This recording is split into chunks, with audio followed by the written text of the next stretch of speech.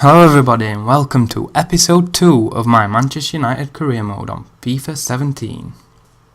So, today guys, I'm going to be talking you through the heart of my career mode, and that is the spreadsheet that I create and update at the end of every season with all the stats of my players, the progress of my team, where I've finished in certain competitions. From FIFA 8 I've been developing this spreadsheet, filling it in, adapting it and adding more details to it throughout the years. I'm only going to concentrate on FIFA 17 today.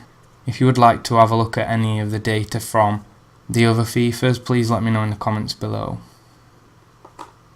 So, the first tab, the Players tab. And on this tab you can see there's lots of data, so I'll try and get through it as quickly as possible to not drag this episode out for too long. So as you can see in the first column here, we've got appearances for players. Paul Pogba, as you can see, most appearances for my club at 221. Now just to let you all know, everyone started at 0 in season 1 of my career mode. In the second column is league appearances. So the first column is appearances altogether, the second column is league appearances. So Paul Pogba made 164 league appearances for us. And the reason that these players and all the others that are in that dark grey colour are the players that have now left the team either through retirement, transfer, the players that have basically left the team. The ones that are still in white are the players that are still playing for us currently in season 7. So moving on to the next column, obviously name, self-explanatory, nationality, so where they come from, the position, so the position that is given to them on FIFA 17. Don't always play them in them positions, but that's their natural position that's been given to them on FIFA 17. Now the skill level, these 3 columns, again it's self-explanatory looking at the titles. So Paul Pogba, at the start of, obviously we didn't sign him, he was already at Manchester United, but he started off at a rating of 88, and when we sold him he was at a rating of 94, which was a difference of +6.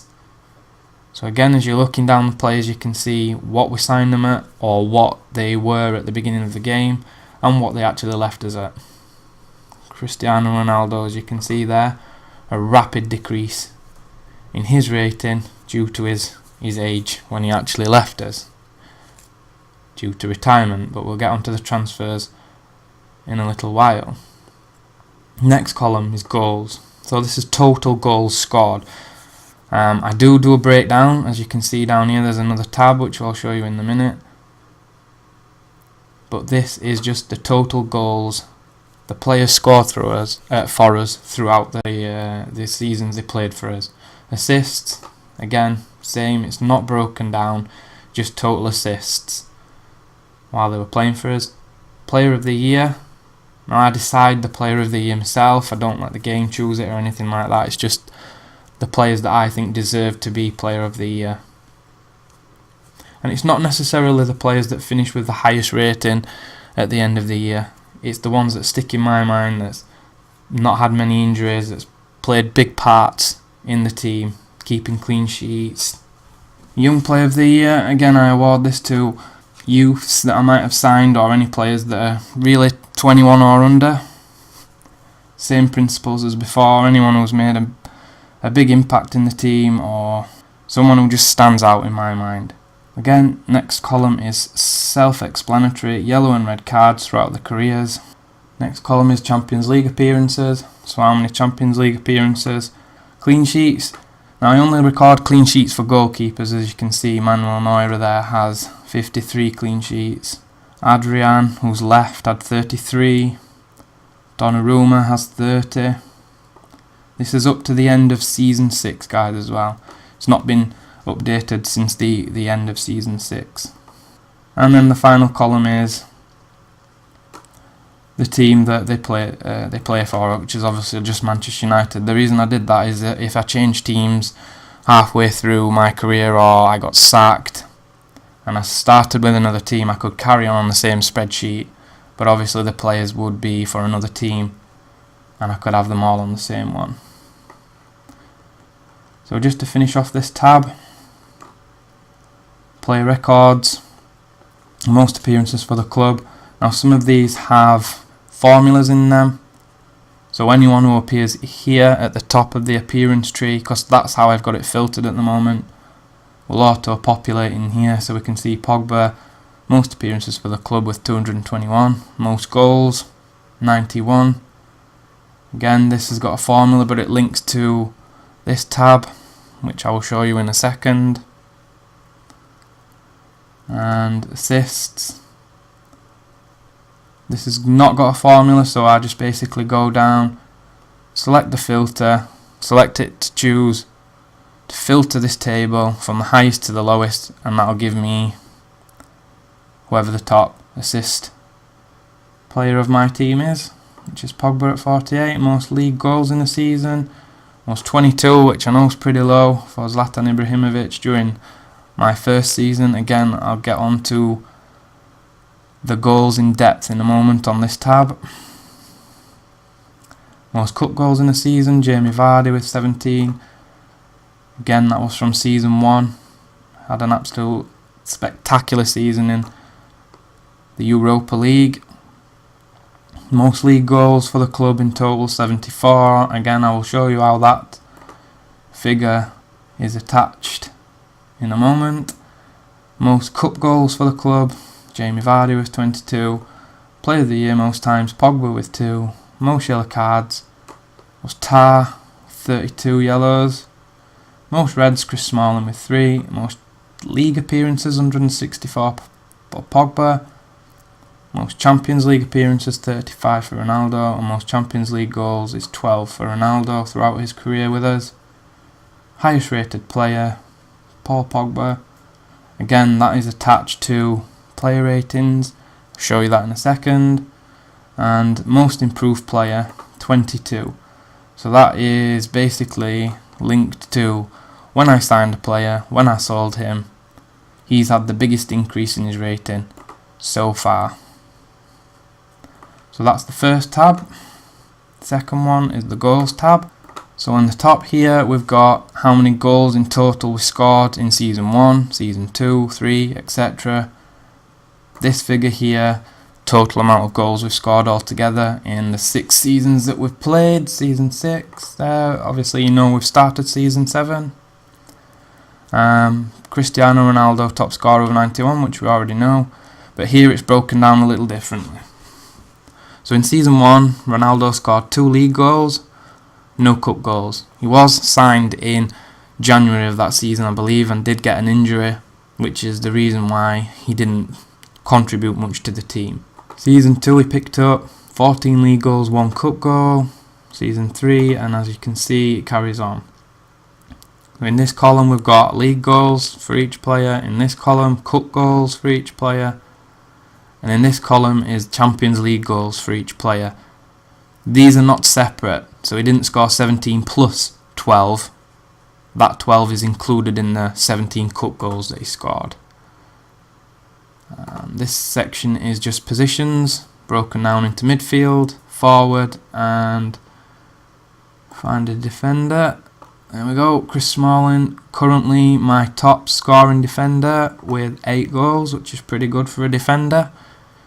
Tar, level on same amount as Smalling. So that's pretty much that page. Oh, the black marks are basically the player has left, so he's not going to score any more goals in the seasons to come because he's gone, he's left. The black mark before they start scoring, obviously Luis Suarez didn't play for us during season 1, 2, 3 and 4. He only joined us in season 5. Currently still with us, as you all know. Next tab, player ratings. So I separate outfield players to goalkeepers because goalkeepers always seem to level out at around about a 7, and I just thought it would be better keeping their ratings separate from the outfield players' ratings. As they're always hovering near the top doesn't necessarily mean they've been the best players. So as you can see, Paul Pogba, highest rated player on average throughout the 6 seasons he's played. I know sometimes it can be a little bit inaccurate because Hazard only played 1 season at 7.6, which gave him an average of 7.6. So it's a little bit unfair on players like Mats Hummels, for example, who played 2 seasons but incidentally got a 7.5 in season 5, which brought his average down. Luke Shaw again, for example, pretty consistent with his ratings, but obviously his average rating is a little less than Hazard because of some of the lower scores that he got. But you can see the basic gist of it. Again, the darker colours mean the players have left. The dots, they're not obviously going to get another rating for the team. Ones in white, obviously at the end of season 7, I'll put in there what their average rating was, and again I'll filter it in the average column, which will give me the highest rated player. If that changes, again it will change on this tab in the records part. And again, you've got your positions, so you can sort them into positions. If you want to, you can take all the defenders out and just have a look at how good your attack and midfield is, for example, or if you want to just include your attackers, you can just filter that to just show your attackers. Just to show you, goalkeeper ones. Mauri, top rated keeper on average, 7 in season 4, 7.1 in season 5, gives him a slight edge over Adrian. And as you can see, David De Gea stayed with us just for season 1. Currently Manuel Neuer is still with us, Silviera is still with us but out on loan, which is why he still has a dot there for season 6. Donnarumma still with us. Hopefully he'll get another good rating this year to bring that back up. Going to be a fantastic goalkeeper at such a young age, in real life as well. Definitely a great potential. Tipped to be the next Gianluigi Buffon. Next tab, transfers. Very complicated. Took me such a long time, and this has changed dramatically since FIFA 8, the transfers tab. So it might look a little bit overwhelming, but again it's quite simple, all with headers. So basically in season 1, the left side is the players we've signed, the right side are the players we sold. The top bit is August transfers, or the summer transfers, going obviously to the 1st of September when the transfer window shuts. The figure there is basically on transfer deadline day. It gives you an amount at the end of how much was spent on transfer deadline day, and that's the figure there that was spent in season 1 transfer day on the September the 1st, 244.4 million. And then second half of the table is the January transfers, and again the same transfer window and how much was spent, players we signed and players we let go or sold, how much we got in the summer, how much we got in the winter, how much we spent on this side. And then there at the bottom calculates both figures together. So in total we spent 182.9 million and we brought into the club 215.9 million in transfers. So we made a net profit during our first season of 33 million. Over here are the youths we signed. So Pasquier, if you remember from the first tab, he was the player with the highest difference between when he signed for us on a 59 and when he left us on, there we are, Pasquier, 81. So he signed for us on a 59, left us on 81. Signed for us on 59, and further down on the spreadsheet you'll obviously see when we sold him. It'll give his rating when we sold him. I'll come back over here so you can see we signed 3 youth players, we sold 9 players,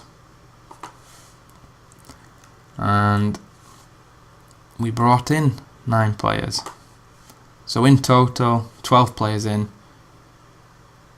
and 9 players out for that current season. So being as we've took Thomas Pasquier for example, come further down here, We'll have a look at when Thomas Pasquier left the club.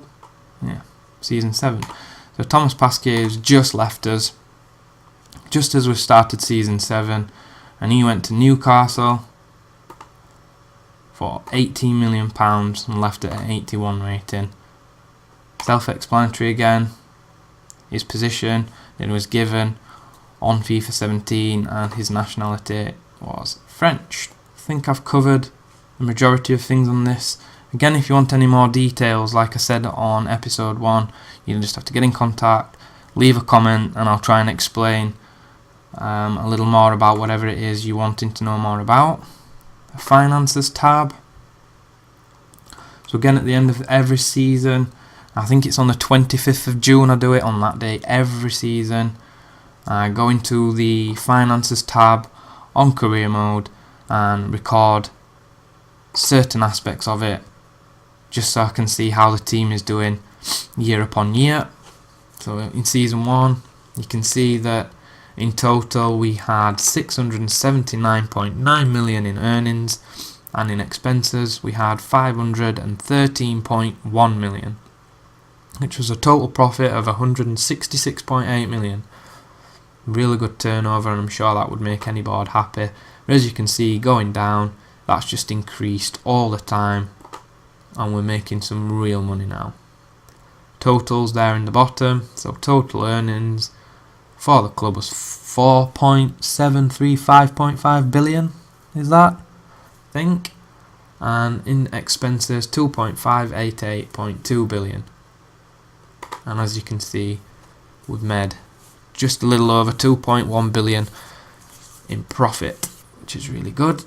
Each season's highest transfer paid and received. So you can see in season 1 our highest fee that we paid was 93 million for Ronaldo, and we received 108 million for David De Gea. In season 2, and so on, as you can see. Shirt sales, so just coming over here. So in season 1, the top shirt seller, obviously Zlatan Ibrahimovic, second Paul Pogba, and third Cristiano Ronaldo, but remember he did only come in January. Pretty obvious top shirt sellers in the top 3. And how many shirts in total Manchester United sold that season. Again, as you can see, our fan base is ever increasing as we're constantly improving the amount we're bringing on shirt sales. Pretty constant on who's selling the most shirts up until a couple of years ago when Neymar and just recently Paulo Dybala took over. Pogba's pretty much been second, never quite reached top seller, which is a surprise. Yep, it's that one. Coming down. So prize money each year, again self-explanatory with the headings. Merchandise sales, ticket earnings, which has been up and down, and the club worth, again as you can see, ever increasing.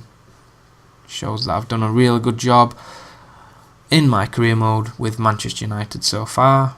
Next tab, player awards.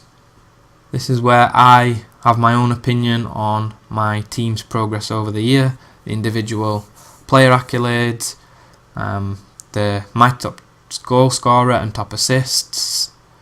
Can't really choose that one, that is whoever it is, whoever it falls on each year. So you can see Zlatan Ibrahimovic in season 1, 26 goals altogether, top scorer. Ronaldo then pretty much took the mantle for 4 seasons in a row, pretty much hitting just over 20 goals a season.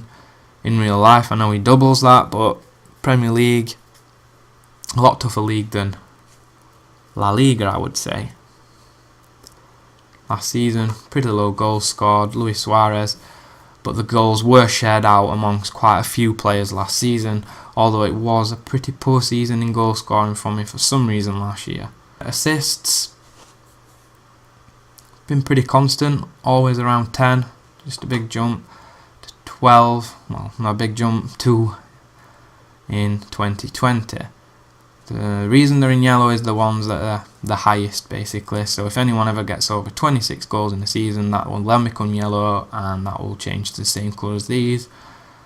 Next one, my player and young player of the year. Again, I discussed this before. It's the players that I give player of the year and young player of the year to. Again, it's not always the players with the highest rating, but I have put the ratings in there so you can see exactly how they did in that season. So last season, as you can see, I gave the player of the year to Patanga and Neuer. I couldn't choose between them. They were rock solid at the back. Really kept us in a lot of 1-0 games last year. So that's the reason I chose them. Young player of the year.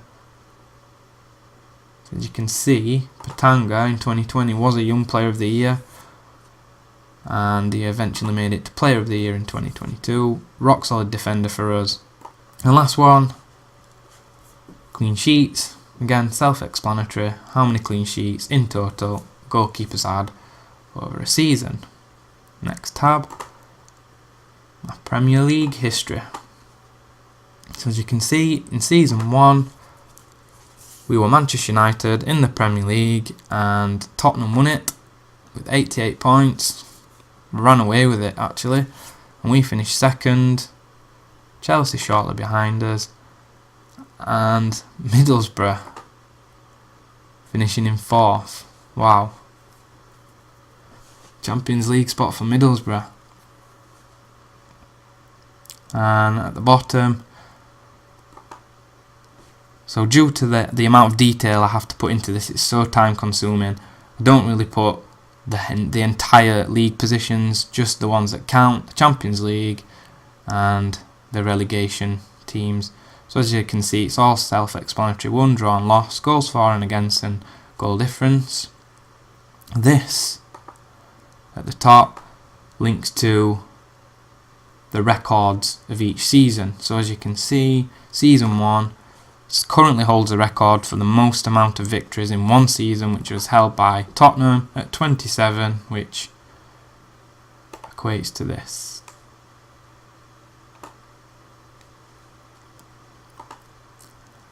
As you can see, most goals again scored by Tottenham. Goals for 69, which is pretty low. That no teams scored more than 69 goals in 6 seasons in one particular season. So yeah, that's pretty low. So that's that. And underneath here, again, it's all self-explanatory with headings. Top scorer that season was Zlatan Ibrahimovic for Manchester United with 22. Top assists, Gylfi Sigurdsson for Swansea with 9. Incredible midfielder, now at Everton in real life. And top clean sheets, Michel Vorm for Tottenham. In this column, I've gone back for real stats in real life. Who won the leagues? 1993, 2004, Arsenal. That's all real data, obviously coming up until 2017, which then it takes over from my FIFA career. So you can see 2017 was Tottenham, 2018 Man City, 2019 Chelsea, and for the last 3 seasons it's been us that have topped the table. So we'll quickly get through these, and the main important leagues that I like to have a look at the end of each season: the Championship, the French League, the German League, the Italian League and the Spanish League. So it's all pretty self-explanatory on there. Who won the league and how many points, second, third, fourth, fifth and sixth, so all the way to the playoffs. Teams in red are the teams that won the playoffs. French League, same. Champions League spots, top 4, who won the league, etc. Germany, Bayern Munich pretty much winning. Yep, won every title for the last 6 seasons. Italian League, Napoli's won it the last few times, but that's been shared between a few different ones. Spain, regular winners on there, apart from the surprise win from Sevilla in 2017. Next tab, the Champions League, the UEFA Cup and the Super Cup, so the European Cups on the game.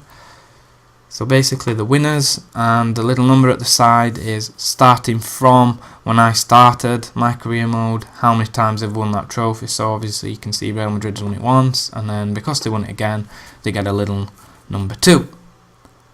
Biggest surprise on that was West Ham, who won it in 2021.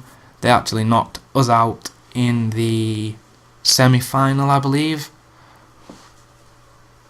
and we were knocked out with a good 25-30 yard goal scored from West Ham. I can't quite remember who it was who scored that now, but I do have that clip saved on my Xbox, so I can show you at another time. It was a really incredible goal and worthy of putting West Ham into the final.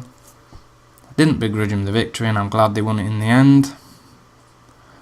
So this column shows the top scorer of the competition and which team they were playing for at the time. Fortunately, for some reason I didn't quite capture that data, so I couldn't put it in, which is a bit disappointing. The same for the UEFA Cup on the other side. And this grayed out section is basically where I finished in that tournament in that current season. The ones that have an E, meaning I was not entered into that competition. Super Cup.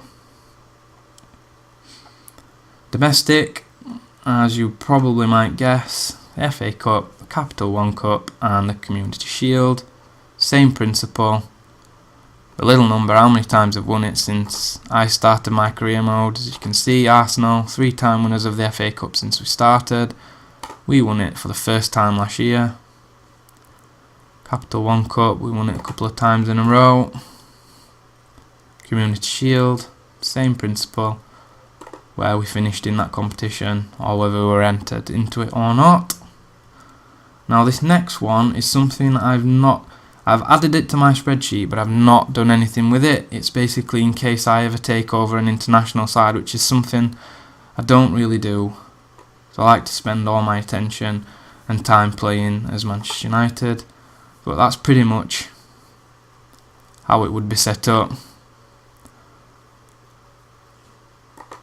So I can record the winners of different international competitions, the Golden Boots, etc.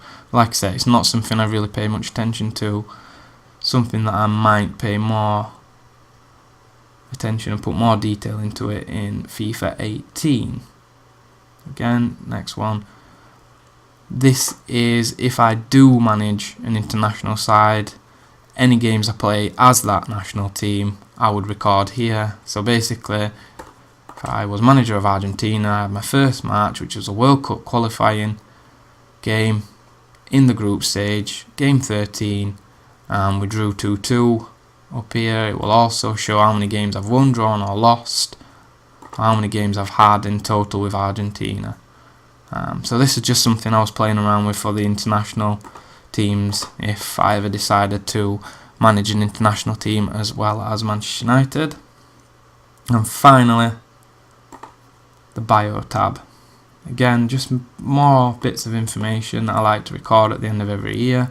So if ever it comes up and it says I've got manager of the year, I will pop it in there. So obviously I've only ever won it once in my 6 seasons so far, and manager of the month twice. How many Champions League trophies I've won, etc. How many cups in total I've won. And again, this orange section is for international tournaments, but like I said, it's not something I've touched upon, especially in FIFA 17. So obviously I've not won any international trophies. League stats, so league positions. Each season I've been in Manchester United, you can see I finished second, fourth, so I've never really finished outside the Champions League spots. And for the last 3 seasons, first. You can see how many wins, draws, losses, goals for. Like I said, last season for some reason was a really low scoring season. Strange. We still did well, we still won the league. The red stats at the bottom are totals, so obviously total wins in the league, draws, etc. All have formulas just to basically count those columns. Simple. Coming over here, overall stats.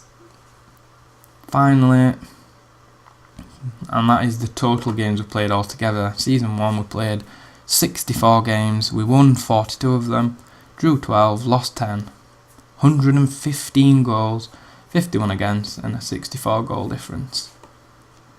So as you can see, last year, like I said, in total 91 goals. Like I said to you before, if there is anything I've overlooked or anything that you've seen on the spreadsheet that you want more information on, just leave it in the comments and I'll be more than happy to try and explain it a little further. If you want a little bit more background on transfers, for example, or what we did in a particular season, I'm happy to go through that. The sole purpose of this video was just basically to show you the heart of my career mode and what it is that I do to improve it. It adds so much immersion to the game, and it helps me to keep playing season after season. And I just don't understand how EA don't put this into the game. Make it so much better, and I'm sure it can't be that hard to implement, but what do I know, I'm not a games developer. For this episode, I think we'll leave it there. I'll try and get episode 3 out as soon as I can, with the next couple of games in my career mode in season 7. Thanks for watching.